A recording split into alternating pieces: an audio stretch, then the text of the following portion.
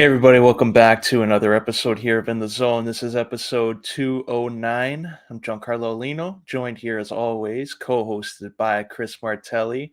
Anthony Paniello still on the LTIR. We'll hope he comes back once in a while. We need Mikey's minute back. Paniola, get him back on here. But Chris, we got to start with last week where we went off talking about Sami Zayn, Roman Reigns, this big matchup that I'm not going to lie, I thought Sami should have won. The excitement in Montreal, everything around it, the fans were rallying behind him. Roman was getting all the boos, the top heel there, and Roman gets the job done at the end there. Do you think they made the mistake there by giving Roman the win? I mean, yes and no. I mean, Roman Reigns has had one of the most impressive runs ever. I mean, he just passed. I think I saw a stat today where there was a women's tag team that had the longest run since WrestleMania 1. He now has the longest reign since WrestleMania became a pay-per-view. So Roman Reigns' run, man, has been absolutely incredible, historic, legendary. I think the circumstances with it being in Sami's hometown, it's very hard to basically have Roman pin him. But I mean, what can you do, man? We said it for the last month. They put themselves in a corner here. But I do think, Aulino, it was best case the way they ended it. They had Kevin Owens come out to a pop, and the crowd, they were still a little disgruntled, but they weren't too they didn't take over the end of the show with boos. So I thought the match was phenomenal. I'm not gonna lie to you. I think it was one of the better emotional main event matches that I've seen in a long time. I think the last emotional main event that kind of was at this level was Kofi Kingston and Daniel Bryan. That was a long time ago. So they've hit a home run with this storyline. It's one of the best storylines in a long, long time. Sami Zayn plays that babyface perfectly. Roman Reigns, man, blowing kisses to Sami's wife in the crowd was just the icing on the cake. Having Jey Uso come out, though, and not really attack anybody, to me was kind of underwhelming. I know it did make sense in terms of storytelling. You still don't know which side he's on, which obviously makes sense. But at this point in time, I feel like it's going to be Jey Uso and Jimmy versus Sami and KO regardless. So some people were a little torn between that, Aulino. I think some people wanted to see Jey just kind of, hit Sami and cost him. But at the same time, some fans are like, this is kind of cool how he still hasn't really turned yet. So I thought the match was phenomenal. Honestly, Aulino, I think right now might be match of the year for me. It was incredible. But yeah, great start to 2023, man. The Rumble and the Chamber, both pay-per-views were phenomenal. Yeah, I think they should have had the big moment there. Like, imagine Sami Zayn winning, taking the titles in Montreal. They could have found a creative way around it. And, like, it just kind of compares to, like, when Eddie Guerrero beat Brock. Like, at the time, it's like, okay, maybe Brock wins. He faces Goldberg or whoever at WrestleMania and then drops a title and leaves the company. But they ended up taking the title off him a month earlier or 2 months earlier. He loses to Eddie, and that was a big moment for them, and it's still a memorable moment. So I think they could have done something similar with Sami Zayn, where you least expect them to win, and in Montreal, just really heighten that up. But I agree with you. I think like Jimmy, Jay versus Sami and KO, and like no disrespect to the other matches there. Like I know they're trying to build up Charlotte versus Rhea, but if I'm looking at a WrestleMania main event, I think the tag title match between these four, with how strong this story has been going on, that should be closing the show on night one, and then on night two, you got Roman and Cody. Yeah, and I do like how you brought up Eddie and Brock. It's very similar, right? I mean, No Way Out is not an A pay-per-view. It's one of the lower tier pay-per-views, but at that time in that year, Eddie Guerrero, I think they were more just thinking about the fans. I mean, the more technical sound wrestlers. We saw Chris Benoit he won the Royal Rumble, and I thought that would never happen. And then, of course, Eddie Guerrero beats Brock Lesnar, and I thought also that would never happen. So, yeah, they definitely could have looked back in time historically and said, that Eddie Guerrero run was really, really good. But again, his match at WrestleMania was kind of overshadowed by the triple threat. I thought Eddie and Kurt Angle back in 2004. You think about those two at a WrestleMania, that should be match of the night, and it just flat out wasn't. So maybe they just thought Sami couldn't be the guy to have the match of the night in the main event of WrestleMania. I don't know what they think, Aulino, but I do think in this case, Cody Rhodes and Roman Reigns, when you think about main eventing a WrestleMania, call me crazy, I don't know if it's going to really live up to the expectation. Gonna have to see how this build-up goes, because I think everybody's still talking about Sami Zayn and the Bloodline. So if that overshadows that feud, would be unfortunate. But going on to this pay-per-view or premium live event, whatever the hell they're calling it now, Brock Lesnar and Bobby Lashley didn't really have closure. So immediately everybody thought, okay, this is saving for WrestleMania. That's when they're going to go beat the crap out of each other. And that's when they go all out. They're not going to do it second match of the night on a B pay-per-view. But then all of a sudden, on Monday, we have MVP and Omos say that they're challenging Brock Lesnar to a match at WrestleMania. Is this a swerve to get Brock to come out and the Hurt Business realign together and beat him down? Or have they, as a whole, at creative, lost their minds? I've heard rumors, man, that it's going to be Bobby versus Bray Wyatt too. So it's not looking good if that's the case. But yeah, I think this is not a good move for WWE. I mean, Omos, very green in the ring. I don't think Brock Lesnar would want to work with a guy like Omos. Brock usually likes being the biggest guy in the match. And I mean, we have seen Big Show and Brock put on like pretty decent matches in the past, but that was when Brock was like 25 years old. Now he's like 44. So I don't think he would really work with Omos. I know he likes working with Finn and like the smaller guys, and of course Roman Reigns over the years, but I don't know about Omos, man. I think that would be a flat out mistake. I think I agree with what you just mentioned. I think it's more of a ploy to have him come out and just have the Hurt Business kind of just beat the crap out of him. And I do want to see Aulino. Obviously, I know what we saw 2 weeks ago with Bray saying like, "Oh, like whoever wins that match, I'm going to face him at Mania." I think I'm more intrigued, honestly, to still see Bobby and Brock go one more time. No DQ, Hell in a Cell, even just beat the crap out of each other. I think the winner of this will eventually be Brock Lesnar. And I know a lot of people want to see Gunther versus Brock. I think they might have to save that for SummerSlam. Yeah, I'm with you. And just like the whole build now, because you have Bray Wyatt in the mix. This is going to be his first WrestleMania back in a while. And we're looking at some of the other guys. Like LA Knight had a hell of a promo there on SmackDown, where you can't have a WrestleMania in LA without LA Knight. What do you think they're going to do with these two now?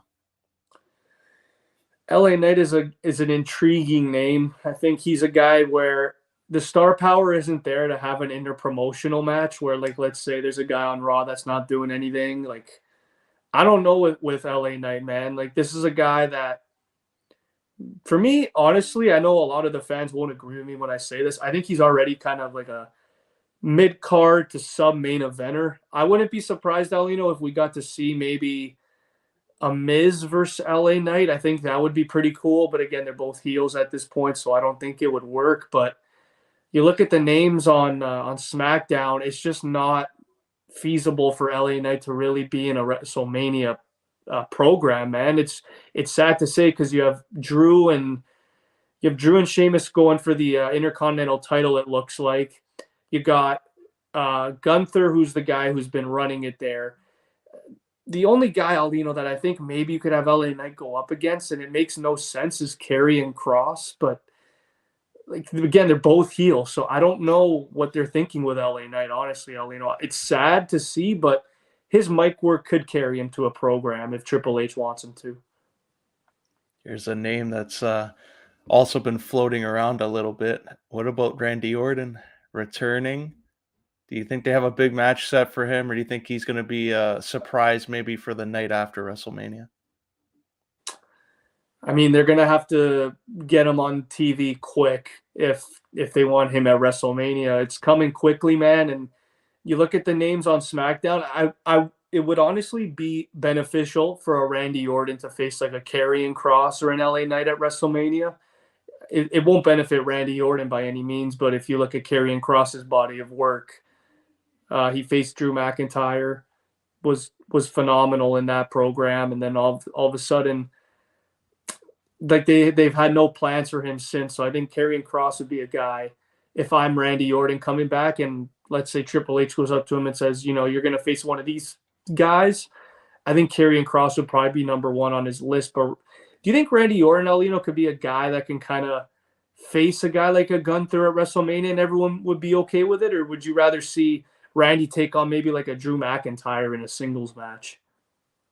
Yeah, I'd be fine with him versus Gunther. I think it'd be a nice clash of styles there, and Orton can make him look strong. He doesn't have to win too at this stage of his career. I think he would still look good. It would kind of be like Austin Theory versus Cena. Like if Yeah. Austin Theory gets the win over Cena, I don't think it will damage Cena. And same with Gunther. If he beats Orton, I think they're both fine the way they are. It'd be a different situation if it was like a Finn Balor like type of guy who's up there in age and going up against him and just lose for nothing. But I guess a guy like Gunther, I think it's a perfect mixture and helps bring up another younger talent. Yeah, it's just hard to think about right now with Randy because he hasn't been around for a long time, and even Matt Riddle is like nowhere to be found. I think honestly, Alino, I think the biggest surprise after WrestleMania on the Monday, I think is going to be Big E.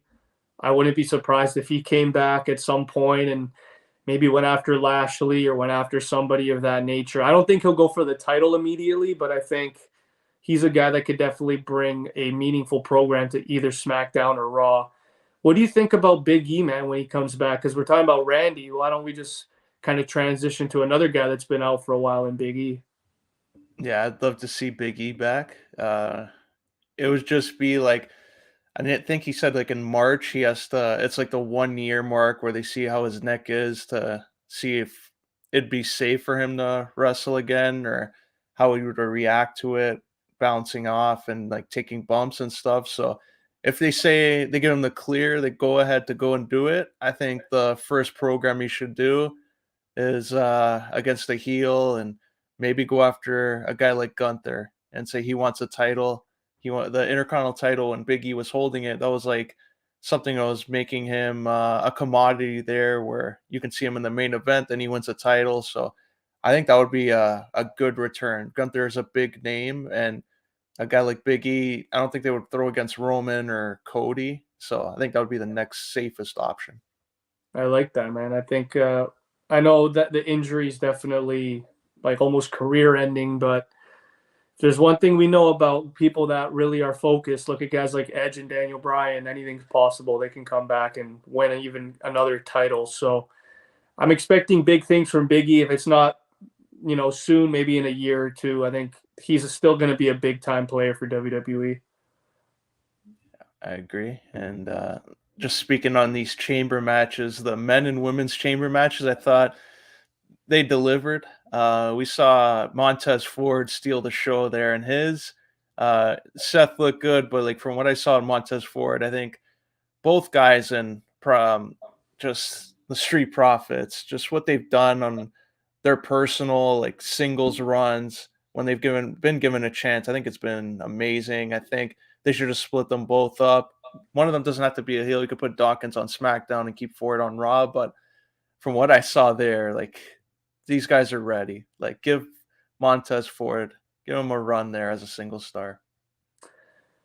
I can't agree with you more. I remember when we did the predictions, I said if there's one guy I think that's going to have the memorable standout, it's Montez Ford. And there it is, man. He did it just like Jey Uso a couple of years back. Very similar kind of performances. Montez Ford jumping everywhere, going off barricades. Like it was just like the guy was just proven. I actually like the way it ended, how Seth did the curb stomp to him on the outside, and then he plays the injured. It just tied all well together. Like you had Montez Ford hurt, so that opened the door for Logan Paul to just come walk in and you know interfere in the match and cost Seth Rollins. But Alino, call me crazy, that might be one of the better elimination chambers I've seen since maybe 2011 when we saw it was the one with Edge winning the World Heavyweight title. That one was freaking or retaining the World Heavyweight title. That one was amazing. The one in 2017 when Bray Wyatt won the title was also really good, but this one, in terms of technical wrestling, this one was one of the better ones that I've watched. Theory was great, playing the cocky heel so well, and hey, let's team up and get this guy, and then obviously they turn on him. I'm not gonna lie though, there was one disappointing spot in the match, and I think it was just how early Gargano got eliminated. I think this is a guy where they should maybe give this guy a little more run with the ball. Like this was a guy where I thought in this match, we said last week we thought maybe he'd be in the final, and I think he was the second eliminated. So it obviously sucks. I mean, Damian Priest eliminating him, I didn't see that coming, but Damian Priest also looked really dominant in this match. Where again, I said last week that maybe Damian Priest would get the Baron Corbin treatment in this, and I was so wrong about that. But I thought everybody did very, very well in their respected roles. I thought Seth obviously stood out as like the veteran type of guy that just knows what he's doing. And I thought at the end of the day, though, Montez Ford, yeah, you said it perfectly. The guy's ready to get like a not a main event run, but give him a mid card title, man. The guy's ready. And then just even how the match played out, like perfectly to set up another feud. Logan Paul comes through the door because it just happened to be open from when the referees were checking on Montez Ford. So I thought the way they did that was perfect. He didn't have to be in the match. He didn't have to just make an interference at the end of it. They managed to keep everyone protected. And going now after that, you see Austin Theory make that challenge. Everyone thinks it's going to be Cena the next night, but it's Edge. Edge comes out. They do that thing, but they announce that Cena is going to be on Raw, I believe March 6th. So I think that's when they're going to announce it. Are you okay with Cena versus Austin Theory for a title, or do you think they should have had it without a title? Either way, I think it's big enough for it to not have a title on it. But I mean, Theory now being the forever champ and he's starting to do open challenges again. I think it's kind of like a more of a slap in the face to Cena. Like, look, I can do what you do. I'm going to do open challenges and I'm going to defend my title like you did. And it comes back full circle. When you think about the U.S. title, the last great run was John Cena's in 2015. He really elevated that title. I think Theory at this point in time, the fact that he cashed in his Money in the Bank for the U.S. title and ended up, he was successful in winning it. I think it's one of those things where he's a really well-known name, Austin Theory. I don't want to say he's ready for the main event right now, but he's probably a tier under that. I think him and Cena, it's big enough to not have a title. I think you could have easily put Montez Ford with the U.S. title. You could have had Seth. You could have had Gargano. There were a lot of names, like I said last week, that I think I could have seen winning this. But the safe bet here, Aulino, obviously, is to have Theory beat Cena at WrestleMania, carry the United States title for a little longer, be really, really cocky after beating Cena, and then we could probably see a guy like a Montez Ford have an incredible babyface run after he beats a Theory down the line. And going on to that, we see the women's chamber match and some surprises there, but except for the winner. Asuka gets it. She's going to get that title match. Do you think this one was another memorable one, or do you think it was a little bit more of a filler for what's to come there on Raw? I mean, it was good for what it was. I thought Natalya being in it was kind of useless. I know what the whole point of her being in it was, but I thought Raquel was really good. I thought she was dominant. I think in a year or two, she's going to have a title at some point. Liv Morgan, to me, just continues to just be phenomenal. Every time I watch her, she just continues to improve and impress me, man. In every single match, every stipulation, she just achieves everything that you expect from her. And I know a couple of years ago, everyone was saying give her 5 years. She's very green. She elevated that to 2 years. So it's just amazing how far she's come. Carmella being in the final, I mean, that to me, that was a swerve. I didn't see her being in the final too. It was predictable, obviously, for Asuka to win. Everyone was saying, "Oh, I could see Liv winning." Would have been cool, but then you have to turn Liv heel at that point, and I don't think anybody would have wanted that. So you have Asuka versus Bianca Belair. I think that's going to be absolutely phenomenal, and I think this is where we see Asuka finally reach that status that we thought she would after she won the Royal Rumble back then. So Asuka for a little bit, Aulino, she was in a little bit of a slump. They didn't really know what to do with her. I think now with this face paint, with this character, with the reaction she got at the Rumble, I think we finally might be seeing the full potential of Asuka. I agree. And the chamber now that's done, it's going on to WrestleMania as the next one. And every year they really pack these cards because now it's 2 nights. So they're going to need some star power to sell it. We know Cena's going to be there. We know Edge is going to be there. Do you think there'll be anybody else that they'll make a call to that we really want to make this a big event? I think Randy Orton is a guy that you got to kind of watch out for. I think another guy, Alino, that I really do want to see at this event, and I don't know if it's really going to happen. And I hate to say this because like this is guys one of my favorites. It's just like there's just so many guys that I think need to be a part of the show and they won't. And I think The Rock at some point in time has to come out here and give the people what they want. It's in Hollywood. Just come out. Whether you're in the main event, you're somehow involved. I don't want to say it's like WrestleMania 27 where he rock bottomed, let's say Roman Reigns and then Cody wins it like because of help of The Rock. I don't want to see that, but I do want to see some sort of instance where maybe we get Stone Cold in a cameo, maybe we get The Rock in a cameo, something like that. We saw that little trailer with Seth Rollins being the Joker. I thought that was really cool. I think we're going to start seeing more trailers of that, but I do want to see Randy Orton. If there's one guy that I want to see wrestle at WrestleMania, it's Randy Orton because you have Edge and John Cena there. You got to have Randy Orton there. I agree. Should be a good one.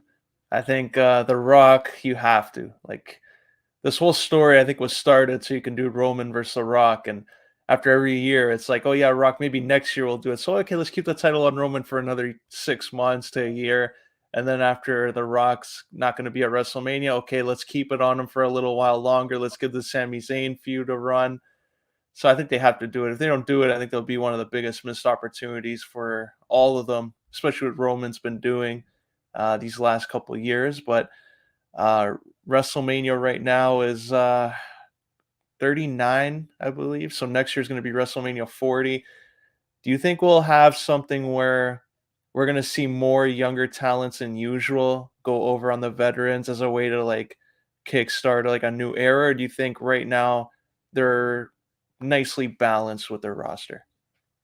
I think right now it's nicely balanced. I say this all the time with there's not really any prime anymore for age. Like you just do your best work whenever you do your best work. Like look at Sheamus, guy's still going at a very elite level.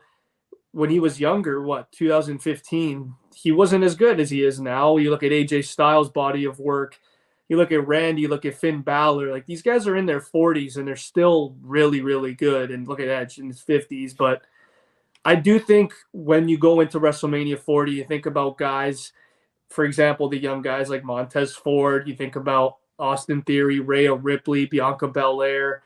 I think Pete Dunne down the line, I don't know what they're really planning for him, but I think he's going to have a bright future in the company. There's just so many guys that right now are in NXT as well, like Braun Breaker. I think regardless, I think he's going to be something special.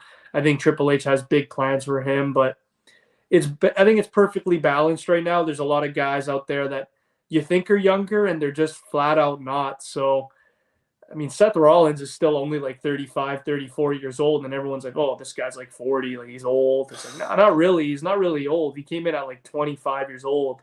So, yeah, to me, Alino, like the more I watch wrestling, I don't think there's really an age where you have to look at this guy and say, yeah, this guy's going to be our future. He's going to be our star.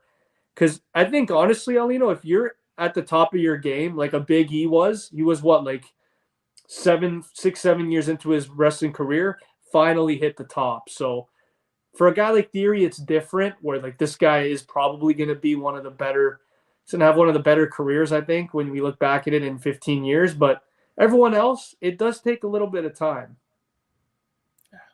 I agree.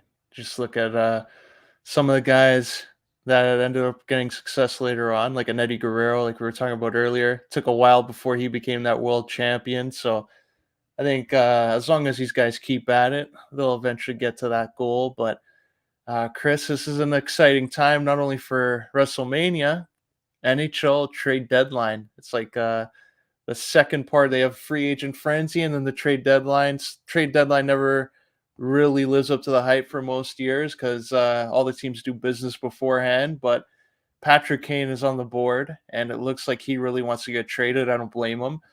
Do you think this happens to where New York is going to end up getting lucky here because Chicago just wants to get something for him? I don't know if it's going to be New York. I know the media just keeps saying all he wants is New York, New York, but we know how the trade deadline goes. Usually if it's one team, all of a sudden they throw a curveball in the plans and it's like, oh, Patrick Kane wanted to go to Vegas this whole time. So I think there's teams out there that definitely are calling on the low about him. I said to Steve, I think Dallas Stars are a great team that could realistically get Patrick Kane. You trade a guy like Gurrianov the other way. You could trade a guy like a Faxa, like a Thomas Harley, like a young up and coming defenseman. Gurrianov's getting like 3.5 million. So again, of course, regardless, Chicago's going to have to retain salary because no one's going to get the 10.5 million up front. But I do think of a couple teams. And obviously, New York, they do have a really good return that they can get, but it's up to Chicago, man. I mean, Capo Caco and Lafreniere have not looked that good at all. And I know that one guy that they do want in that deal that the Rangers are not keen on getting rid of is Philip Chytil. So it's going to be interesting to see with Patrick Kane. If I had to make a prediction, if it's not New York, I think the dark horse is Dallas in this point. Well, Chris, I think we got an update here. I'm going to put this up. We have, wrong one. Searching Patrick Kane, and that popped up. Wrong Patrick Kane. But there's an update on a possible trade that could be happening. And I just saw it's a verified source. Elliot Friedman here, there's an article that said in the last 24 hours or so have been about lining everything up for cap situation, to third-party trade partners, to roster and all that stuff. Kane's approval. Apparently there could be a deal in place that would send Kane to the Rangers. And this was at 11:37, so less than an hour ago that Elliot Friedman tweeted this out. Who do you think would go the other way? Because that's crazy. I mean, they just got Tarasenko. If they get Patrick Kane, like if Shesterkin plays the way he did in the playoffs last year, good luck. Like good luck beating New York. I know there are some holes in the lineup in terms of experience. You talk about their D being young and Condre Miller and Adam Fox is really good, but they lack that experience. But you look at Trouba, who to me is a flat out problem. He'll deck you anytime he can. So Banijad's incredible. Panarin's incredible. Kreider's that clutch guy. He's not going to get 50 goals like he did last year, but he'll torch you in the playoffs when he has to. If they get Patrick Kane, Aulino, oh boy, it's going to be. I mean, if they don't trade Lafreniere and Kako, like they're not going to ever develop because they're going to have to be stuck on the third line, fourth line for the next 2 years at least. So I do want to say Kravtsov or Chytil have to go the other way for sure. If it's not Lafreniere or Kako, it's one of those four guys for sure. Maybe you throw in another depth guy, maybe a couple picks, second, third rounders, 25 to 50% retained, 100% here. And like I said, we have Carolina in that division who's really good. New Jersey's been a cool story, but at this point, if you're a Devils fan and you see Patrick Kane go to the Rangers, you might have to get Timo Meier at that point if you're New Jersey to balance it out. Yeah, because I don't know. Do you think the Rangers should have just waited till the deadline and say to Chicago, you want to play hardball? He wants to leave. We can just sign him in July. You'll get nothing. And then for the rest of your GM career, you'll be known as a GM that couldn't get anything for one of your greatest players in franchise history. Like, you think they should have just played that road and maybe get Kane for a draft pick and a high end prospect instead of gutting the team for salary? I think that's where obviously New York has the advantage. If Kane had a couple more years left, obviously the return would be a lot bigger. But you look at, the situation, it's like, yeah, dude, like this guy is probably your greatest player of all time, other than like Bobby Hull, the Stan Mikitas, like those legendary guys. But yeah, like I agree. If you're Chicago at this point in time, you might have to settle for a trade. And it might not be the return you want, but it does seem, Aulino, every single time I watch the Blackhawks, it looks like they really do want Connor Bedard. So Patrick Kane is probably on the way out. Jake McCabe is probably on the way out. And even Max Domi is probably on the way out. So after March 3rd, man, this team, they're not going to be a good team at all. So regardless of the fact, I think Chicago understands where their direction is going. They haven't been this bad since like 2004. So I do think Patrick Kane, when push comes to shove, is going to say, get me the hell out of here now. Because again, you got to think about the respect factor. If Patrick Kane didn't respect Chicago, he would stay silent, maybe not request a trade, and then just walk in July. But I think at this point, he knows that they've done everything for him. He has 3 cups with them. He'll probably say to them, listen, I want you guys to get a return. Trade me now while you can. But at the end of the day, I don't know if Chicago holds any of the cards here. Because if you're in New York, this is probably a one and done. Like, I don't see them getting Tarasenko and Kane at $2 million after this year. So No. like salary cap retention is coming in clutch here. If it doesn't work out for them, it's cup or bust. So like the Rangers are going to be in a good position. The Leafs have to do something other than just Ryan O'Reilly, because now if you look at what the Rangers in your own conference is doing, you look at what Boston's been doing all year. I think there's still some business they have to do, but Patrick Kane, if he gets off the board, everyone's attention now is going to go to Erik Karlsson and Timo Meier. Do you think if Meier gets a big return, do you think San Jose will really go after and see what they can get for Karlsson? I do. I think San Jose at this point in time, I don't know if it depends if they're delusional or not. I know they're not in dead last, but they're a team where you look at the direction. They just signed Thomas Hertl to that extension, which to me at this point, I don't understand Hertl at all. If I'm him, I'm probably getting dealt. He was in trade rumors all year last year, and then he signed the extension, which was baffling. But you talk about Timo Meier, a guy that's a free agent at the end of the season. He's probably going to get about 9 million, 9.5. He's just one of those guys that is just so reliable. If I'm New Jersey, after hearing all the Patrick Kane rumors, I know there's other teams that want Meier. I know there are teams, I think it's Dallas was kicking, Winnipeg was kicking for him.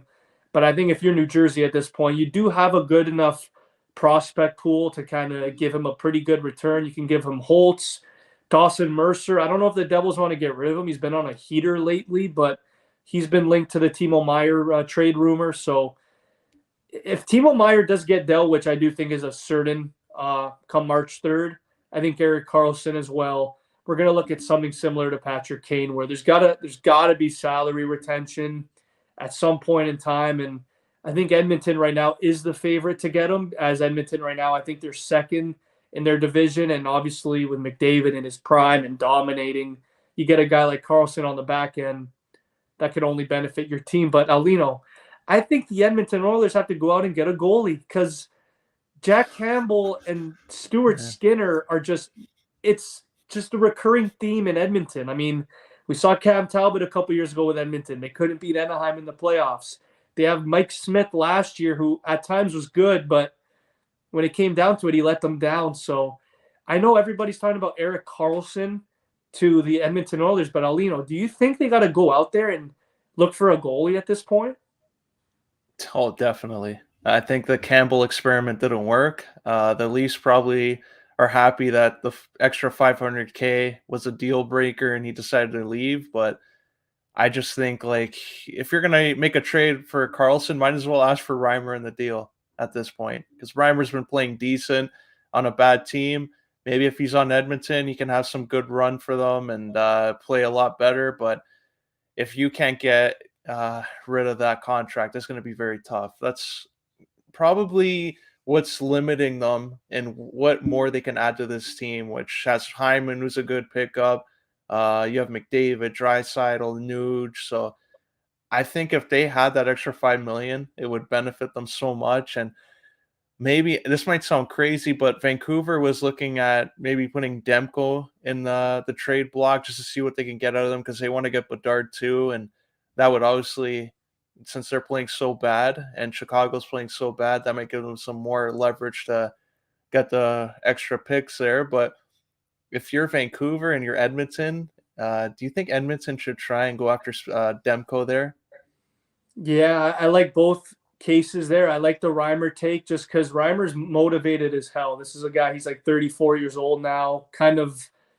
No, he's not I won't say he's at the end of his career. I think he still has a couple more years left, but the way he has been playing in San Jose, he's been sharing the crease with Kakinen and Reimer at times, man. You know he wants that starting job. So if he can go to Edmonton, you could package Carlson and Reimer together, and you maybe have to shed a salary or two in Edmonton. Maybe a guy like, I don't know, Tyson Barrie goes the other way or something of that nature. But I do like the Demko play a lot if I'm Edmonton. If he's available, Demko's 25 years of age. The guy, I know he's had injury problems, but we saw the last couple of years, he pushed Markstrom out of Vancouver because that's how much they had faith in Demko. So the fact now that you look at Vancouver's goaltending, I mean, Spencer Martin, it's a cool story, but he's not going to be that guy. They do want Bedard. He's from Vancouver, obviously, the hometown boy. Pettersson, dude, he has been a monster this year. This is a guy where, I mean, last couple of years he wasn't too good, but I always said to Steve, he's a Vancouver fan. I'm like, this is your captain. This is going to be your guy that's going to be here for a long time, and he's been phenomenal. Quinn Hughes has been phenomenal. JT Miller still hasn't been traded, so I'm surprised with that, but I think Besser's a guy that's going to get dealt. I think Demko, if Demko's available, yeah, Edmonton for sure has to be the team calling. The only question, Aulino, is I think if they call, they might have to give up an Evan Bouchard. Like Demko's I think his price is really high, man. And you're a 25-year-old goalie that's had a couple starting seasons already. Your value's really high, so Evan Bouchard might have to go the other way, maybe a Dylan Holloway or a Ryan McLeod, someone of that nature that maybe Edmonton doesn't want to give up. So Tyson Barrie obviously wouldn't go the other way for Demko. I don't think the fact that they already have Tyler Myers with that contract, I don't think they would do it. But if I'm in Vancouver, you get rid of Demko and you could somehow maybe, let's say they get Bedard and you can get Evan Bouchard back. It's a pretty good worst case scenario for Vancouver fans, like for now, but then in 2 years, we don't even know. Yeah, I kind of hope Bedard doesn't go to Chicago. Like they've been tanking too obvious, like with all the moves they've been making, like the 1 year deals. I hope that he goes to Vancouver, make it a hometown type of thing there. It'd be a nice story, not for Chicago. I don't think they deserve the first overall pick. I think they should go to Vancouver. Or you know what, Arizona, that little barn at that university over there. That would be fun. Just see him going around there, get some life in the building and in the market. But I just think like it's such a weird thing that Demko, when I saw that, like this is a guy who was playing 60 games last year, and just the upside there, why you want to trade that. But Vancouver's management has been making some dumb decisions as of late, so why stop now? But looking on to Winnipeg, that it has been a nice story this year. I thought they were going to be like one of the teams fighting for a wild card and just drama galore, but everybody's bought into the system.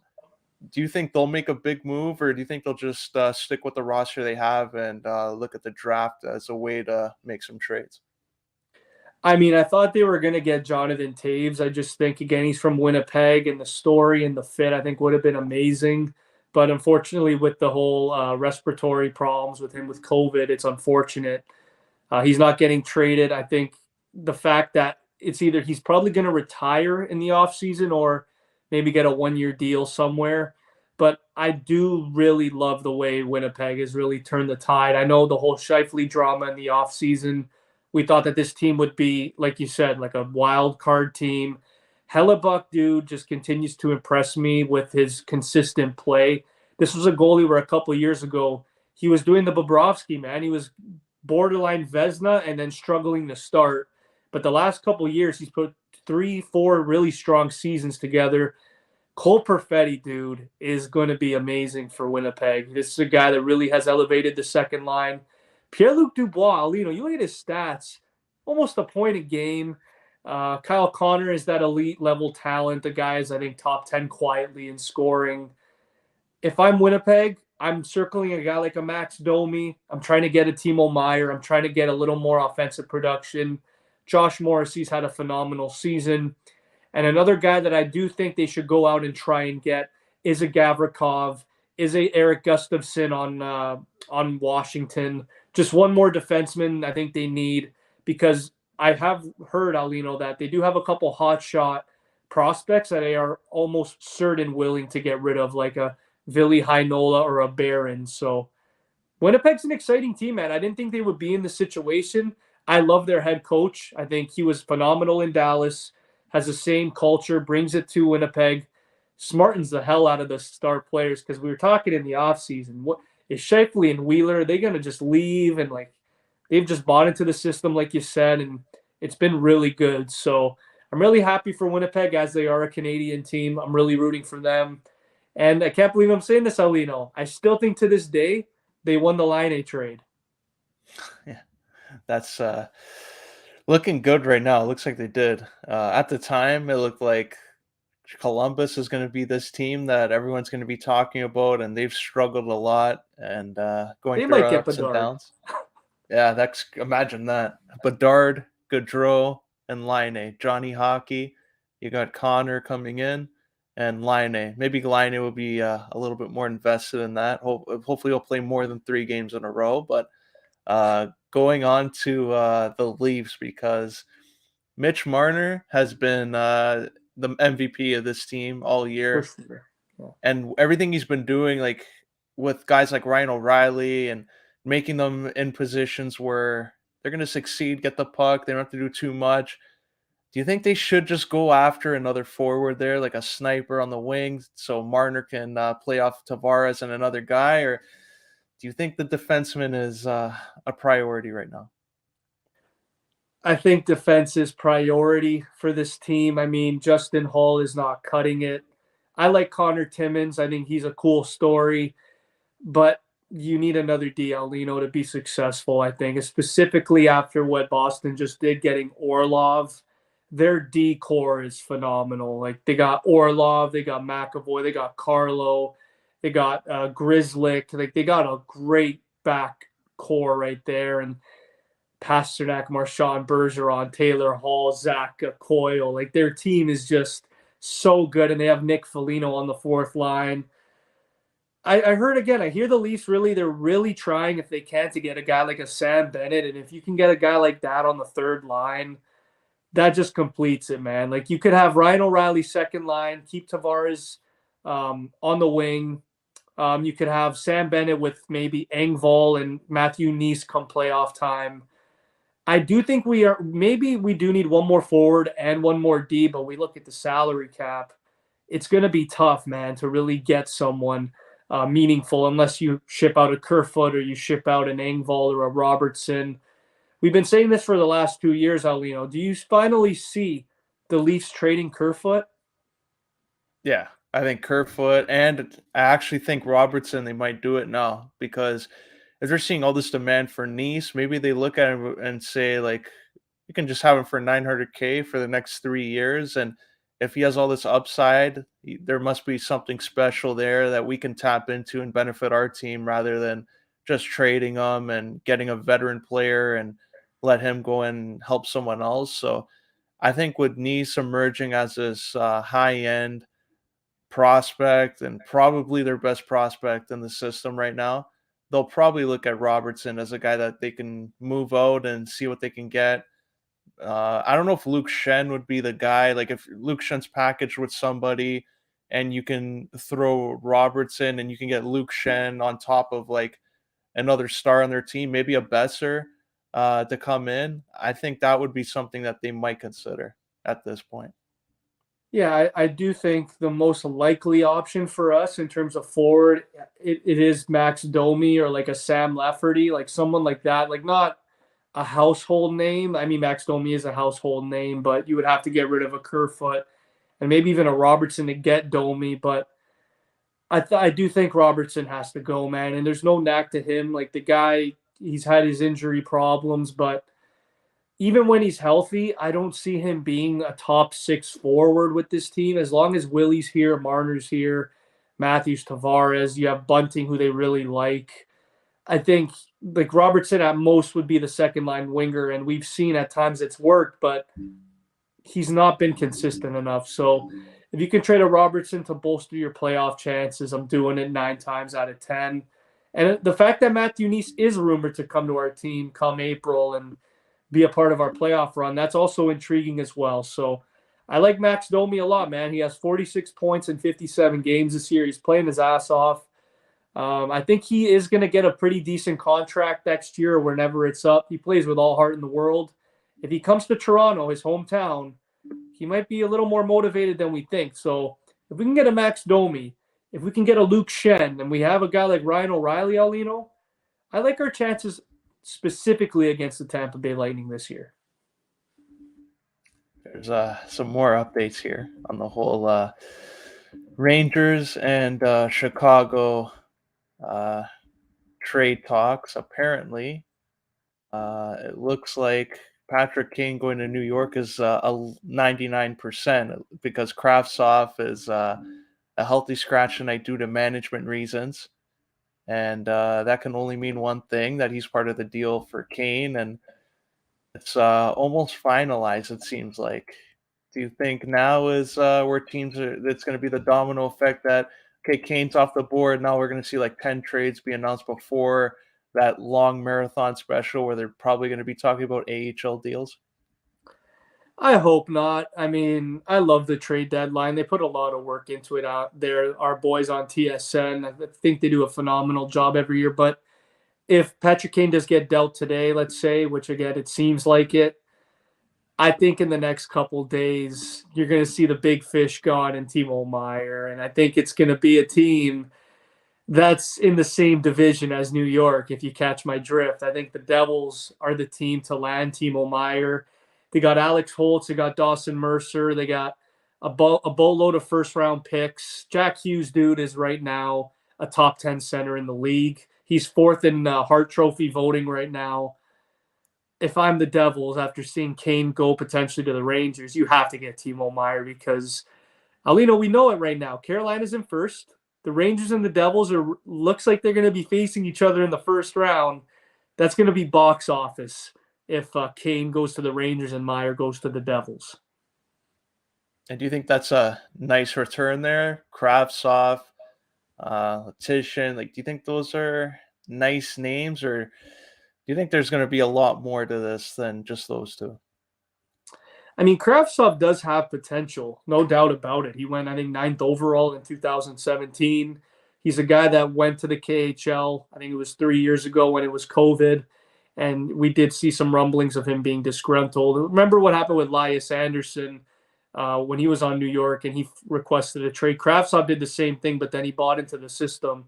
So we know that Kravtsov is kind of matured as an individual. I think this is a guy where if you go to Chicago, you play first, second line, like we could maybe see some good numbers from Kravtsov. But the fact that Kako and Lafreniere are not in this deal just shows that Chicago has no cards in this at all.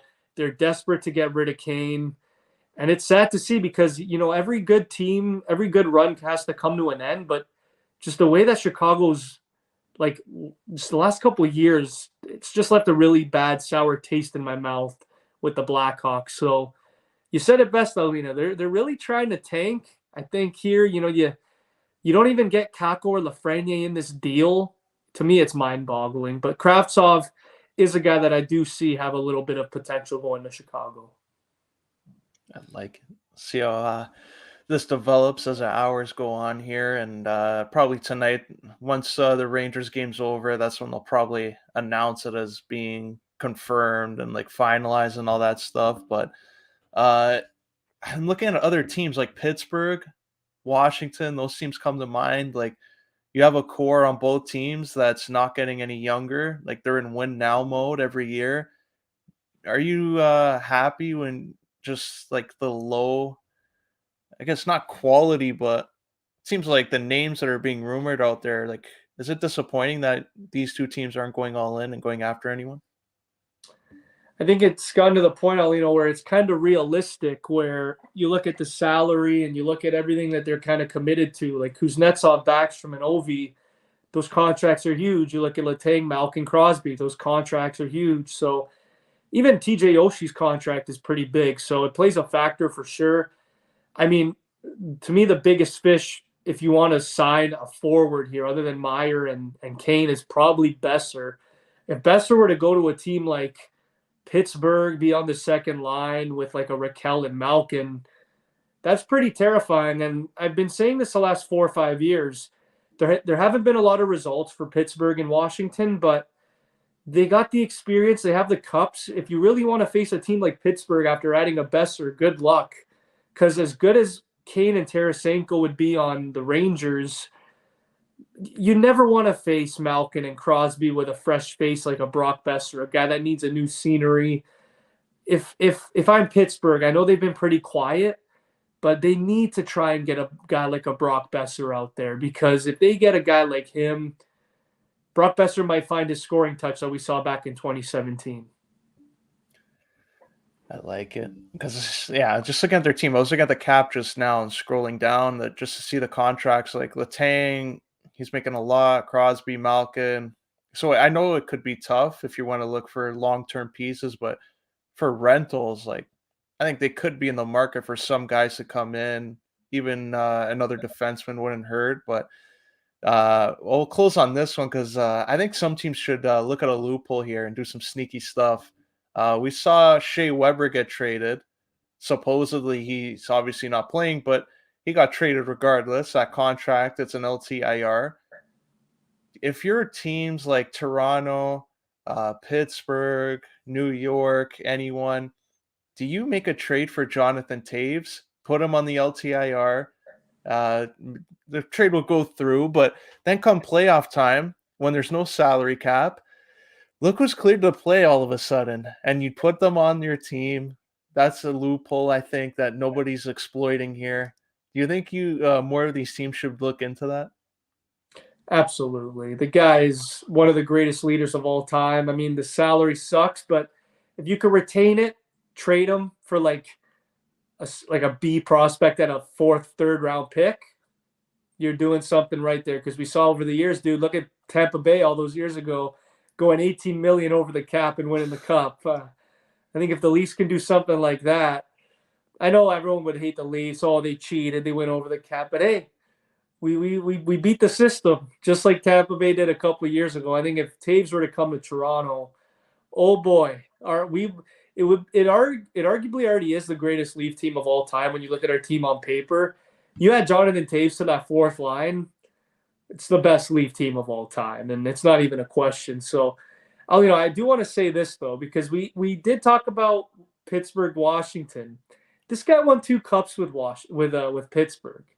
Phil Kessel is a sneaky name out there that I do think you look at the salary, you look at the way that Vegas is kind of situated in the West right now.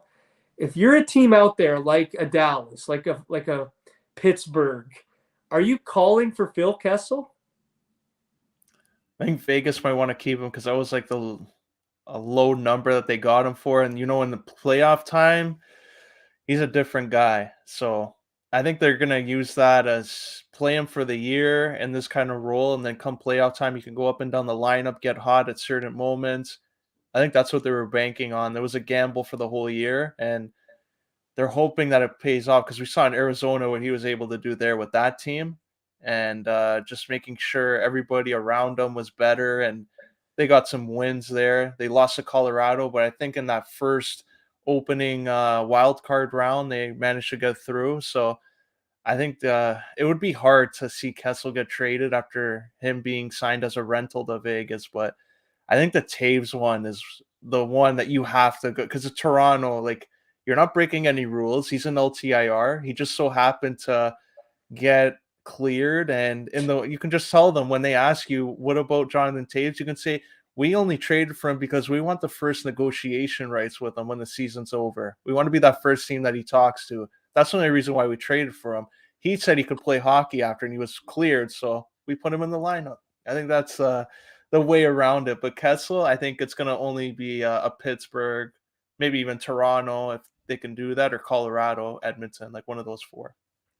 I guess I'll close with this. Like we know about Chikrin being a very like he's a guy out there. He's still got term. He's got 2 years left. He has 28 points in 36 games this year. He's been really good. Aulino. Who do you think is the team that's going to go out and get Jacob Chikrin? Because I've heard Boston, they're probably not getting him now after getting Orlov. Do you see it being a team like a Winnipeg, which again, like I mentioned, they do have assets to get rid of, and if they get Jacob Chikrin, what do you think Winnipeg's going to do in the playoffs? Yeah, that would be scary. Like, and I would feel it would be a nice move for Winnipeg just because they lost all their top end defensemen when they had a really nice team. Like, it was Bufflin, they lost Truba, they lost Myers. Like, they had a solid group that could have won a cup. They just needed to add some pieces around them, and then it was unfortunate. So they had to like kind of retool in the back end, and it cost some playoff rounds. So I think it would be a good story. Is just Chikrin. Do you think he would stay there after 2 years? That might be the difficult one. You could trade him after in the off season, but I think Chikrin is him being traded is going to come down to whether Meyer gets traded first, maybe Carlson when he gets off the board. That will show the market because Arizona has a good position there to hold them until the draft and move up even once they see the order if they miss out on Bedard. So I think Arizona would probably wait unless it's a crazy offer from like a Carolina that can get it done. I like that, man. I think there's a lot of teams out there that we don't know where they are. Like, are they buyers, sellers? Like, look at Buffalo and Detroit. They've been on a little bit of a win streak. We thought they would be. I mean, Buffalo obviously is not selling the team. They're young and they're up and coming. But Detroit is a team where I look at them and I'm like, they got Perron, they got Bertuzzi, they got Fabry, they got all these guys where you would think they're expendable, but now that they're kind of, I think they're third or fourth in the wild card race. Do you see Detroit being a little more stubborn at the deadline, or do you think they're going to offload a guy like a David Perron and a Tyler Bertuzzi still? Yeah, I think Perron is the guy that they always he's always in a trade come deadline time, free agency, and then he always manages to find his way back to St. Louis, and the cycle starts all over again. So I wouldn't be surprised if he's a name off the board. Once all these guys get maybe they see the price too high. They look at Perron. Okay, this is reasonable. It's nothing too crazy. Detroit doesn't have any hopes of winning the cup this year. It might be a draft pick they want. So I think he'd be a guy that once the hours start going down and teams get desperate for a veteran, I think that's what we'll see. Him and Bertuzzi might be a little tougher, but I think Perron's going to be a reasonable price. Well, next week, man, Friday is the trade deadline. I guess we'll end with this with the Leafs. Alino, we're going to be talking about it next week on this podcast, and we're actually going to have results of the trade deadline. Who do you think the Leafs, out of all the names that we talked about, do you think there's a realistic chance that we could get a Taves, or do you think it's more of like a lower tier, like a Luke Shen? Who do you think the Leafs get March 3rd? It would be nice to see them really just say, screw it. We're going to get after the biggest fish available. But I think Luke Shen, and it would be a nice story because he was really the first guy that kickstarted the Leafs rebuild in 2008 to where we are now. He was the original guy they brought in. They wanted John Tavares. They ended up getting Luke Shen. The cards didn't go in their favor at that lottery. And now imagine having them both on the same team from that draft. That's what Burke wanted to do. He wanted to trade for that pick and get Luke Shen.